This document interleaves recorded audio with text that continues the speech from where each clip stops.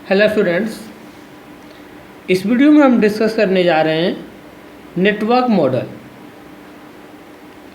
Network data model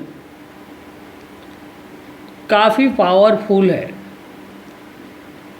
लेकिन complicated भी है, क्योंकि इसमें सारे नोड्स और टेबल आपस में लिंक होते हैं, आपस में कनेक्टेड होते हैं। इस मॉडल को ग्राफ स्ट्रक्चर में रिप्रेजेंट कर सकते हैं। नेटवर्क डेटा मॉडल को ग्राफ स्ट्रक्चर में रिप्रेजेंट कर सकते हैं।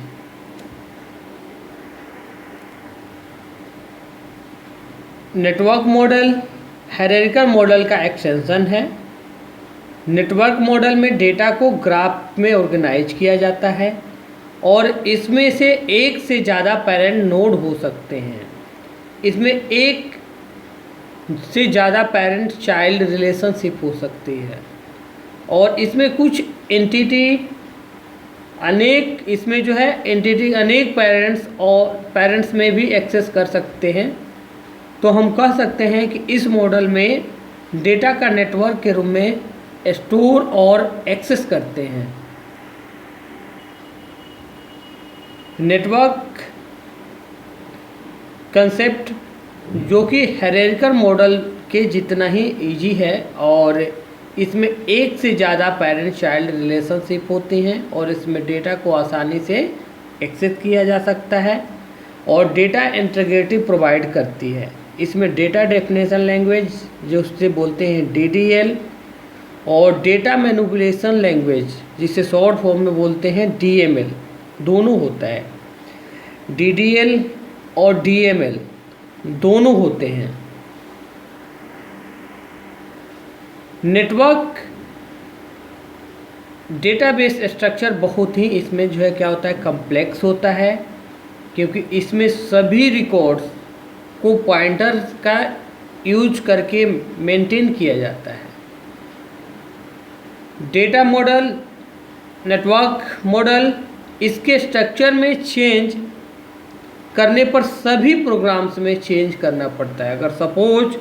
अगर यहाँ पे हमने चेंज किया तो यहाँ से भी जो है चेंज करना पड़ता है इसमें।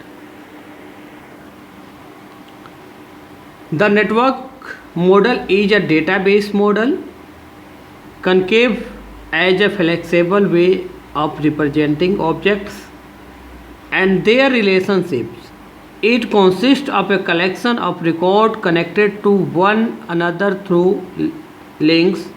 The network model replaces the hierarchical model with a graph, thus allowing multiple connections among the nodes.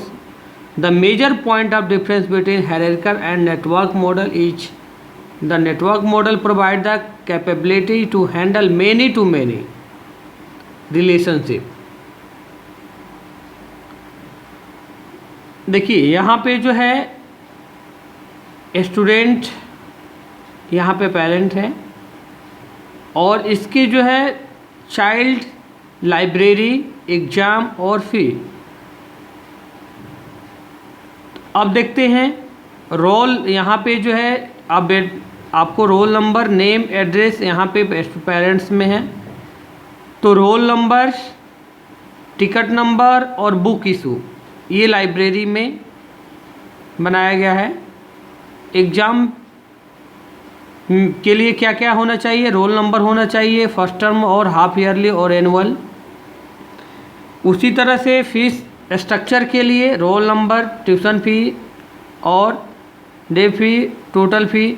तो ये सब सारे जो है कनेक्टेड हैं, सारे एक दूसरे से पेरेंट्स से कनेक्टेड हैं। यहाँ पे स्टूडेंट लाइब्रेरी एग्ज़ाम और फी ये सारे जो है आपस में कनेक्टेड हैं, लिंक हैं।